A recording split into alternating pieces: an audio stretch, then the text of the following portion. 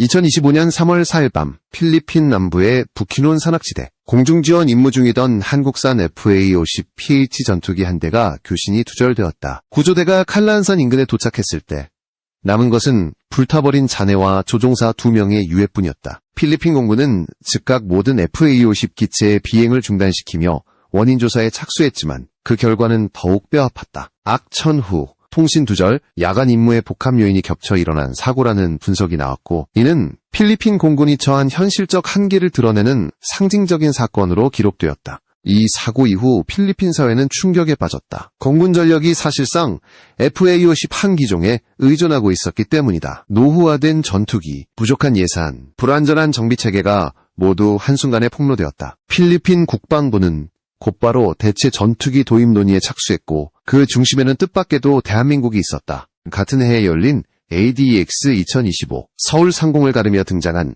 KF-21 보람의 시범 비행은 전 세계의 이목을 끌었다. 특히 필리핀 공군 대표단이 가장 오래 전시관에 머물렀다는 보도가 나오면서 외신들은 필리핀이 KF-21 도입에 관심을 표명했다는 기사를 일제히 내보냈다. 홍콩 사우스 차이나 모닝포스트는 필리핀 정부가 한국항공우주 산업과 구체적인 협상에 돌입했다고 보도했다. KF-21은 아직 양산 단계에 들어서지 않은 4.5세대 전투기였다. 하지만 필리핀은 이 기체에 놀라운 관심을 보였다. 그 배경에는 현실적인 이유가 있었다. 필리핀이 검토하던 미국의 F-16 패키지 가격이 상상을 초월했기 때문이다. 미국 국방안보협력국이 의회에 보고한 F-16 판매 통보서에는 필리핀에 제한된 20대의 F-16 블록 70 패키지 가격이 무려 55억 8천만 달러로 기재되어 있었다. 하나로 약 8조 2천억 원, 전투기 한 대당 약 4천억 원에 달하는 금액이다. 이 가격은 사실상 F-35 구매 수준이었다. 필리핀 국방장관은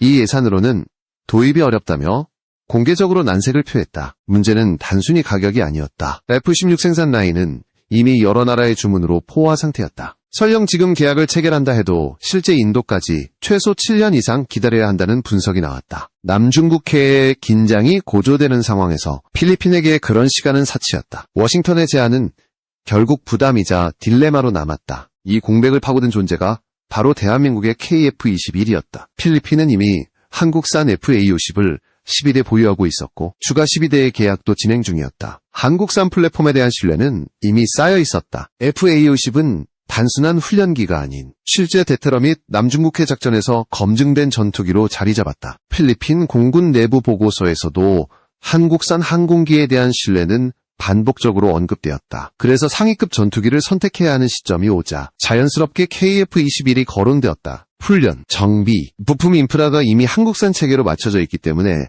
전환 비용이 낮았고 예산과 시간 모두 절약할 수 있었다. 외신들은 이러한 필리핀의 선택 배경을 합리적인 숫자로 설명했다. F-16은 한 대에 4천억 원, 그리펜은 이 1천억 원 중반대, 반면 KF-21은 대당 1억 달러, 즉 400억 원 수준이었다. 성능은 F-16과 비슷하거나 일부 영역에서는 앞서며 무엇보다 납기와 정비 비용이 훨씬 낮았다. 필리핀은 결국 현실적인 판단을 내릴 수밖에 없었다. 값비싼 미국산 단발 전투기 대신 작전 환경에 유리한 쌍발기의 안정성을 택한 것이다. 필리핀은 7천여 개의 섬으로 이루어진 국가다. 해상 작전이 많은 특성상 단발기보다 쌍발기를 선호한다는 내부 보고가 꾸준히 제기되어 왔다. 엔진 하나의 고장은 곧 생존 확률의 차이로 이어진다. 이 모든 조건을 고려할 때 필리핀이 KF-21에 눈을 돌린 것은 우연이 아니었다. 더욱이 한국은 FA-50을 통해 이미 신속 납기, 신뢰성 높은 운용, 현실적인 비용이라는 이미지를 구축해 놓았다. KF-21은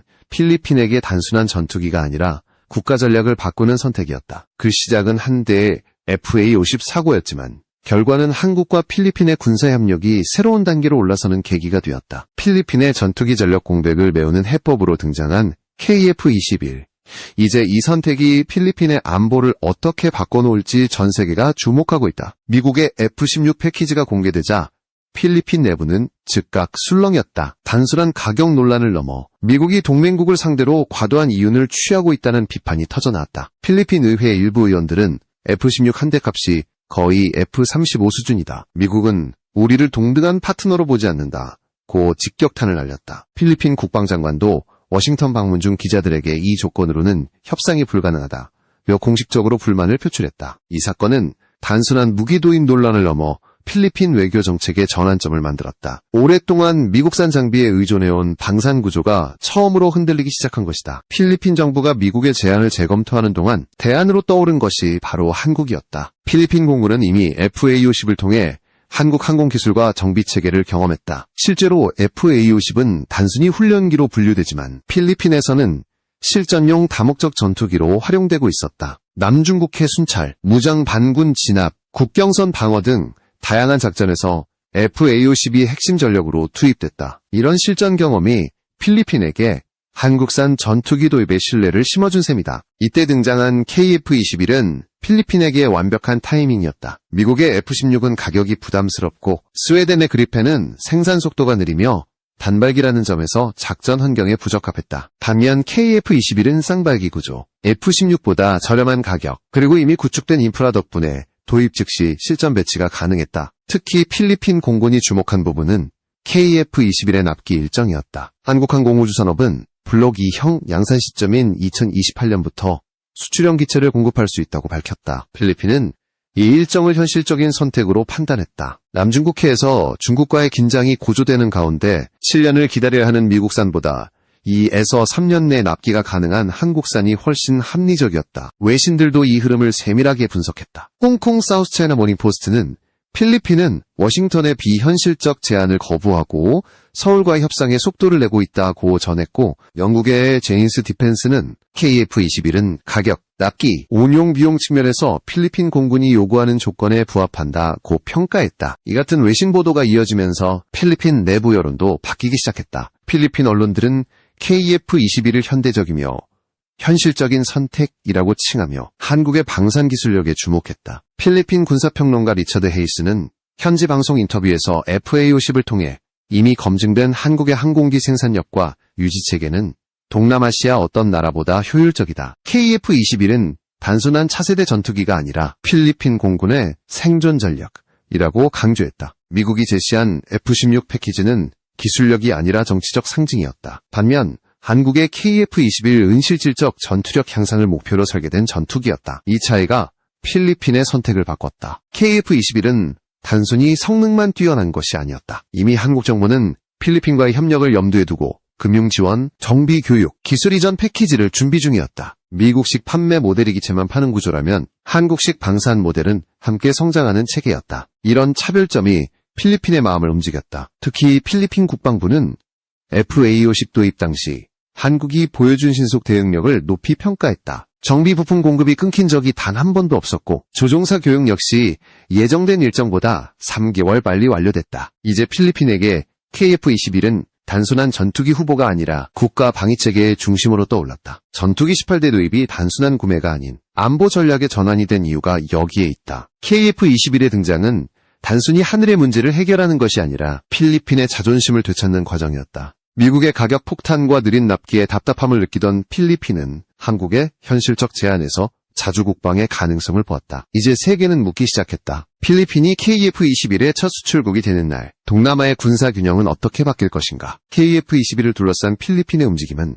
단순한 구매 검토 수준을 넘어섰다. 필리핀 정부는 실제로 한국 정부와의 협상 테이블 일정을 조율 중이며 주요 협상 의제에는 단가, 인도 일정, 무장 체계, 정비 교육, 그리고 금융 지원이 포함되어 있다. 한국은 이미 FA-50을 통해 필리핀의 작전 환경을 완벽히 이해하고 있었기 때문에 협상은 놀라울 정도로 빠르게 진행됐다. 한국항공우주산업은 필리핀에 제시한 제안서에서 KF-21 블록 2버전의 납품 가능 시점을 2028년으로 명시했다. 블록 2형은 공대공 임무뿐 아니라 공대지 타격까지 가능한 다목적 전투기다. 필리핀 공군이 가장 원하던 멀티롤 플랫폼이었다. 게다가 한국은 단순히 기체를 공급하는 수준을 넘어서 조종사 훈련 프로그램과 정비사 양성 과정을 함께 포함시켰다. 여기에 결정적인 요소가 있었다. 바로 가격이다. 필리핀은 오랜 기간 방위 예산 부족으로 어려움을 겪어왔다. 미국이 제안한 F-16의 대당 가격이 약 4천억 원이었던 반면 한국은 400억 원 수준을 제시했다. 무려 3배 가까운 차이다. 더군다나 한국은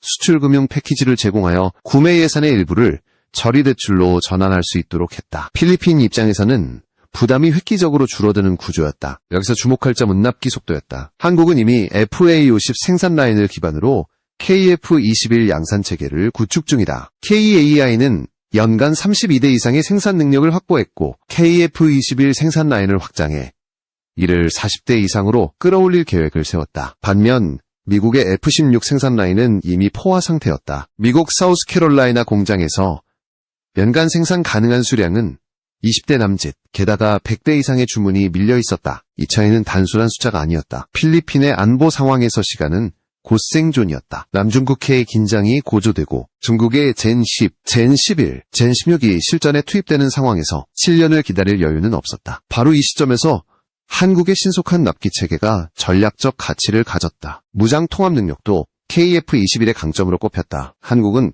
KF-21에 유럽제 미티어 중거리 공대공 미사일을 통합했다. 사거리가 150km에 달하는 이 미사일은 필리핀에게 새로운 전투 개념을 열어주었다. 기존 FA-50으로는 대응이 어려웠던 장거리 교전이 가능해진 것이다. 필리핀 군 관계자는 KF-21은 중국 전투기에 대응할 수 있는 첫 현실적 옵션이라고 평가했다. KF-21이 가진 또 다른 매력은 쌍발기 구조였다. 필리핀은 7천여 개의 섬으로 이루어진 해양 국가다. 전투기의 작전 구역 대부분이 바다 위에 형성되기 때문에 단발기보다 쌍발기를 선호하는 것은 자연스러운 선택이었다. 엔진 하나의 문제로 추락할 위험이 있는 단발기보다 2개의 엔진을 가진 쌍발기는 생존 확률을 비약적으로 높여준다. 게다가 필리핀의 기존 정비 인프라가 이미 한국산 플랫폼에 맞춰져 있다는 점은 KF-21 도입의 가장 큰 장점 중 하나였다. 부품, 기술, 훈련 모두 동일한 체계 내에서 운용할 수 있었기 때문에 새 전투기를 들여오더라도 별도의 전환 비용이 거의 들지 않았다. 이는 미국이나 유럽산 전투기에서는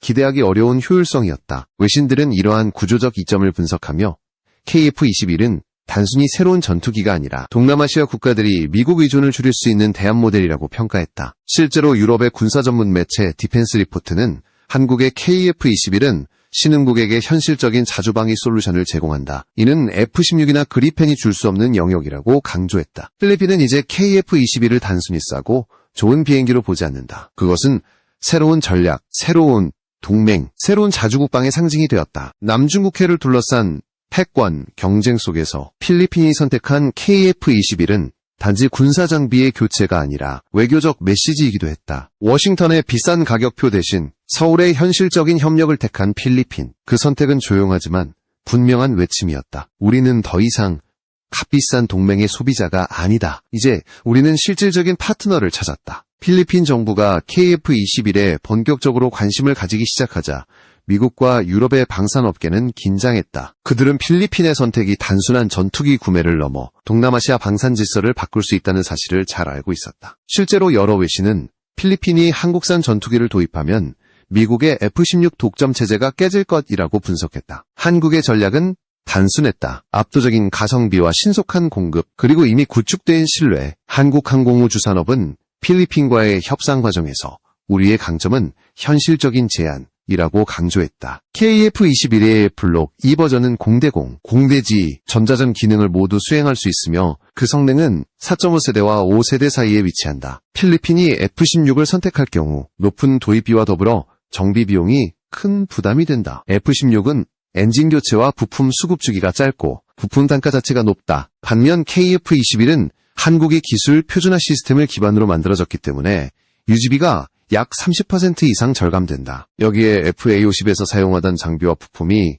일부 호환된다는 점은 필리핀에게 추가적인 이점이었다. 이러한 기술적 효율성은 필리핀 국방부의 내부 보고서에도 반영됐다. 보고서는 KF-21 도입 시전력 전환 비용을 최소화할 수 있다고 명시했으며 이를 통해 전체 예산의 약 15%를 절약할 수 있다고 분석했다. 이는 곧 훈련, 무장, 정비 예산을 별도로 확보할 수 있다는 의미였다. KF-21의 무장 체계는 필리핀에게 특히 매력적으로 다가왔다. 미티어 미사일 통합으로 인해 150km 이상의 교전거리 확보가 가능해졌고 AIM-120보다 긴 사거리 덕분에 중국의 젠11, 젠16과의 공중전에서도 주도권을 잡을 수 있었다. 게다가 한국은 필리핀에 KF-21용 공대지 정밀 유도 폭탄 패키지도 제안했다. 이는 기존 FA-50의 무장과 완벽히 호환되도록 설계되어 있었다. 한국이 제시한 또 다른 강점 운운용 속도였다. KAI는 필리핀 조종사와 정비 인력을 대상으로 한 집중교육 과정을 한국 내에서 직접 운영할 계획을 발표했다. 훈련 기간은 12개월로 필리핀 측 인력이 한국의 실전 체계에 직접 참여할 수 있도록 구성됐다. 이로 인해 새로운 전투기를 들여오더라도 즉시 실전에 투입 가능한 수준의 운용 능력을 확보할 수 있었다. 그 결과 필리핀 내에서는 KF-21 도입을 찬성하는 여론이 점점 커졌다. 주요 방송사들은 한국은 단순한 판매자가 아니라 함께 성장하는 파트너라는 평가를 내놓았고, 군사 전문가들은 필리핀 공군의 세대 교체가 시작되었다고 평가했다. 이와 동시에 필리핀의 전략적 고민도 깊어졌다. 남중국해를 중심으로 중국과의 해양 갈등이 이어지고 주변국들은 이미 차세대 전력을 확보하고 있었다. 베트남은 러시아제 수호이 기체의 업그레이드 버전을 운용 중이고, 인도네시아는 라팔과 수호이 도입을 병행하고 있다. 필리핀이 더 이상 미룰 수 없다는 판단을 내린 이유가 여기에 있다. KF-21의 경쟁력은 단순히 가격이 아니라 시간이었다. 필리핀은 지금 당장 전투기가 필요했다. 한국은 FA-50을 포함한 전체 생산 라인을 확장하며 KF-21을 2028년부터 인도할 수 있다는 계획을 내놓았다. 이는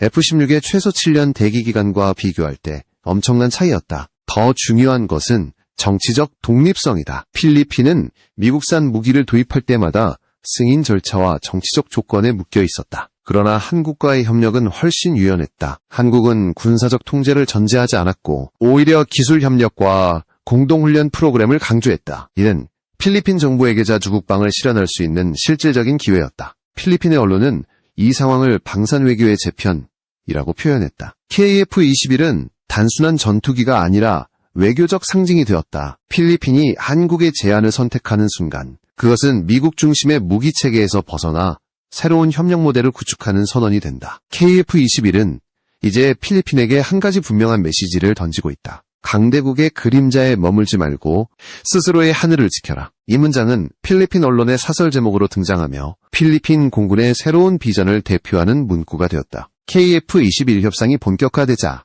한국은 단순히 전투기 판매에 그치지 않았다. 서울은 필리핀의 K방산 패키지를 제안했다. 이 패키지에는 KF-21 전투기뿐 아니라 천무다연장 로켓, 천궁-2 중거리 방공 시스템, 그리고 209급 잠수함이 포함되어 있었다. 필리핀 입장에서는 공군, 육군, 해군 전력을 동시에 강화할 수 있는 전례 없는 제안이었다. 우선 천무다연장 로켓은 필리핀이 가장 관심을 보인 무기 중 하나였다. 한국의 한화 에어로스페이스가 개발한 천무는 사거리 80km 이상, 정밀 유도 기능을 갖춘 첨단 무기다. 폴란드가 6조 원 규모로 대량 도입하며 유럽 시장을 뒤흔든 바로 그 무기였다. 필리핀은 기존에 장거리 타격 수단이 부족했기 때문에 천무 도입이 전략적 가치를 지닌다고 판단했다. 한국은 필리핀에게 천무를 단순 판매가 아닌 맞춤형 해안 방어형 버전으로 제안했다. 필리핀의 지형이 수천 개의 섬으로 구성되어 있는 점을 고려해 이동형 발사대와 해안 포격용 사격 통제 시스템을 결합한 변형 모델이었다. 필리핀 군 관계자는 한국의 제안은 단순한 무기 수출이 아니라 우리 전장 환경을 이해한 설계라며 놀라움을 표현했다. 다음으로 천궁-2 패트리엇의 절반 가격으로 중동에서 실전 배치된 이 방공 시스템은 필리핀 수도권 방공망 보강을 위해 검토 중이다. 미사일 한 발당 약 10억 원, 포대당 4조 원 수준으로 기존 미국산 시스템 대비 70% 이상 저렴하다. 필리핀은 이 시스템을 통해 마닐라와 루손 지역의 중거리 방어망을 완성하려 하고 있다. 특히 천궁-2는 패트리엇 레이더 체계와도 연동 가능해 기존 미국 장비와 충돌 없이 통합이 가능하다는 점이 강점이다. 그리고 마지막은 잠수함이다. 한국은 필리핀의 209급 소형 잠수함 2척을 조건부 임대 형식으로 제안했다. 신규 건조 시 최소 5년 이상 걸리는 것을 고려해 이미 운용 중인 훈련용 209급 함정을 임시 임대해 조기 운용 경험을 쌓도록 한 것이다. 동시에 한국 해군이 직접 필리핀 해군 장교단을 교육시키는 프로그램도 병행 중이었다. 이 제안은 필리핀 정부를 크게 움직였다. 필리핀은 해군 전력이 열세인 상황에서 중국 해양 민병대의 압박을 받고 있었다. 잠수함 전력 확보는 단순한 해군 강화가 아니라 국가안보의 생존선이었다. 한국은 이를 정확히 꿰뚫고 있었다. 필리핀 해군 장교들은 이미 2021년부터 한국에서 실습과 시뮬레이션 훈련을 받았고 실제 잠수함 승조원 교육까지 마친 상태였다. 한국의 방산 제안은 이렇게 무기 세트로 구성되어 있었다. KF-21 전투기로 공군력 강화, 천무로 장거리 타격력 확보, 천궁-2로 수도권 방공망 구축, 209급 잠수함으로 해양 방위 완성. 이 네 가지가 동시에 제안된 것은 방산 역사상 처음 있는 일이었다. 필리핀 언론은 이를 두고 대한민국은 이제 완벽한 전력 패키지를 수출하는 나라가 되었다고 평가했다. 특히 한국이 제시한 금융지원 방식은 필리핀 정부의 부담을 획기적으로 줄였다. 한국수출입은행은 방산 수출 차관을 통해 전체 계약금의 최대 60%를 지원하기로 했고, 이로 인해 필리핀은 기존 예산 구조를 재조정하지 않고도 도입이 가능해졌다. 필리핀 국방부 예산국장은 한국의 금융 패키지는 현실적이며 미국이나 유럽이 제시하지 못한 조건이라고 평가했다. 이 패키지 제안은 단순한 거래가 아니었다. 그것은 두 나라의 신뢰관계를 상징하는 전략적 협력선언이었다. 한국은 기술 지원, 정비 교육, 공동 생산까지 포함한 3단계 상호 협력 모델을 제시했다. 필리핀은 이를 통해 단순한 수입국에서 생산 운용 파트너로 성장할 수 있는 길을 확보하게 되었다. 외신들은 이 움직임을 K방산의 새로운 전성기라고 표현했다. 중동과 유럽에 이어 동남아시아까지 한국의 방산 기술이 확산되자 일본과 프랑스, 미국이 긴장했다. 특히 미국의 군사 전문지 디펜스 뉴스는 한국의 모델은 단순 판매가 아닌 동반 성장형 시스템이다. 이것이 미국이 제공하지 못한 신뢰의 핵심이라고 평했다. 결국 필리핀의 선택은 방산을 넘어 외교적 의미를 지니게 되었다. KF-21, 천무, 천궁, 잠수함까지 이어지는 한국형 패키지는 필리핀의 자주국방 체계의 뼈대를 완성시키는 동시에 한국을 새로운 안보 파트너로 부상시켰다. 남중국해의 경랑 속에서 두 나라의 협력은 단순한 무기 거래가 아니라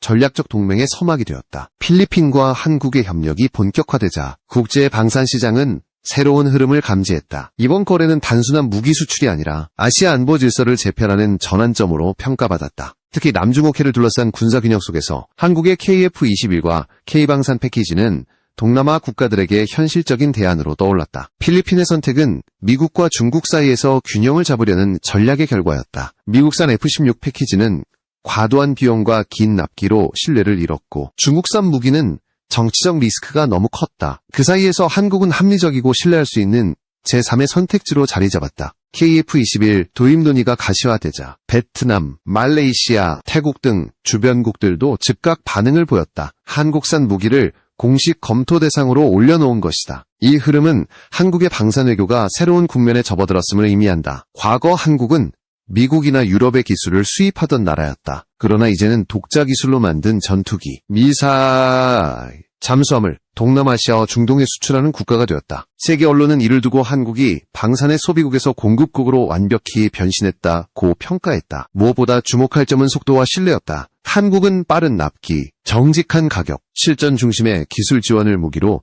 세계 시장을 공략했다. 필리핀에 제시된 금융 패키지는 단순한 대출이 아니었다. 그것은 한국이 함께 리스크를 나누겠다는 의지의 표현이었다. 이 점이야말로 동남아 국가들에게 가장 설득력 있는 제안이었다. 필리핀 내부에서도 이번 협력을 계기로 군사 문화가 바뀌고 있다. 과거에는 무기를 단순히 구매하는 개념이었다면 이제는 공동 운용과 공동 개발의 개념으로 바뀌었다. 필리핀 공군은 이미 한국으로 조종사, 정비사, 전술 분석관을 파견해 실전 중심 훈련을 받고 있다. 한국 공군의 노하우가 필리핀의 전력 구조 속으로 흡수되는 과정이다. 한국 입장에서도 이번 협력은 단순한 수출 이상의 의미를 가진다. KF-21의 첫 수출 성공은 한국 항공산업의 신뢰도를 전 세계에 증명하는 계기가 된다. 동시에 필리핀과의 협력은 동남아시아 전체를 포괄하는 K방산 벨트의 기초가 된다. 이미 인도네시아, 말레이시아, 태국 등이 한국산 무기를 검토 중이며 필리핀의 성공적 운용 사례는 이들 국가에 결정적인 영향을 줄 것이다. 게다가 이번 협상은 군사적 차원을 넘어 외교, 경제적 파급력을 동반한다. 한국은 필리핀의 해양안보 전략과 맞물려 인프라 기술 협력까지 확대할 계획이다. 항공정비, MRO, 산업, 방산, 부품 현지 생산, 해양감시 체계 구축 등 후속 사업이 줄줄이 이어질 전망이다. 이는 곧 양국의 경제협력으로 이어지며 한국 은무기를 파는 나라에서 안보 생태계를 함께 만드는 나라로 도약하게 된다. 외신들은 이 현상을 K-디펜스 디플로머시라고 명명했다.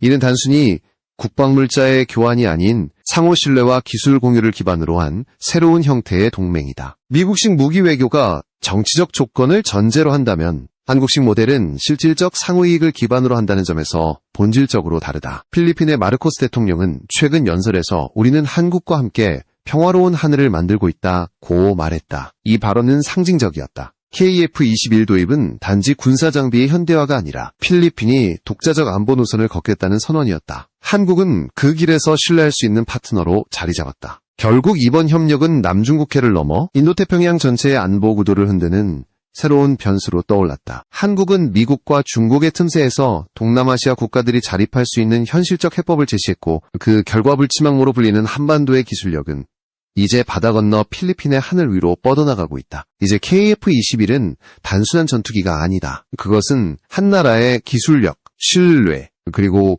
의지를 상징하는 이름이 되었다. 필리핀의 하늘 위에서 보라매가 날아오르는 그 순간, 세계는 한국이 더 이상 방산의 주변국이 아니라 새로운 중심이 되었음을 인정하게 될 것이다.